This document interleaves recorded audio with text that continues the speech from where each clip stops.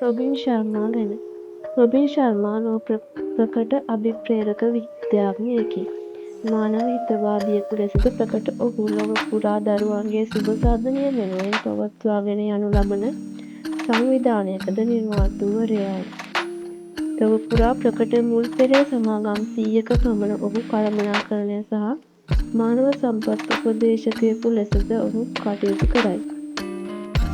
ඇමරිකාවේ නාසා ආයතනය, Microsoft, නයික්, ෆෙඩෙක්ස්, oracle, Yala විශ්වවිද්‍යාලය, IBM බඳු ආයතන සමූහයක උපදේශකයෙකු ලෙසද ශර්මා කටයුතු කරයි. ලෝකයේ වෙසෙන විශිෂ්ටතම සහ වැඩිම ඉල්ලුමක් සහිත අභිප්‍රේරණාත්මක දේශකයෙකු වශයෙන්ද ප්‍රකට රොබින් ශර්මා විසින් රචිත අති විශිෂ්ට කෘතියක් ලෙස මෙම කෘතිය හඳුන්වාවිය හැකිය.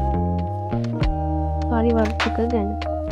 රොබින් ශර්මාගේ මේ විශිෂ්ට කෘතිය සිංහල බසට නගන්නේ මෙරට මානව සම්පත් කළමනාකරණ පුහුණු උපදේශකයෙකු හා ලේඛකයෙකු ලෙස කටයුතු කරන මංගල සෝමලාල් රාජසිංහාරච්චි විසිනි.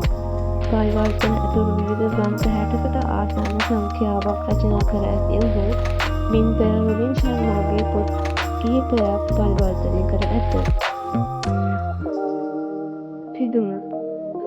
ඉඳ හිටක පිරිමදින මතකයක සෙනෙහසින් ලැබුණු ආදරණීයන්ගේ ලෙන්ගතු පිණට. රොබින් ශර්මාගේ වචනයක්. මහත් ආනන්දයෙන් යුතුව මේ පොත පාඨක ඔබ වෙත තිළින කරමි.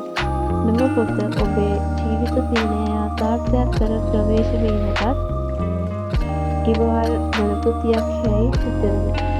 මීට වසර 15කට පෙර මම බොහෝසේ සාර්ථකත්වයට පත්ව සිටියෙමි. එහෙත් ගැඹුරු අසතුටක් නීතිඥයෙකු ලෙස මාහට විය.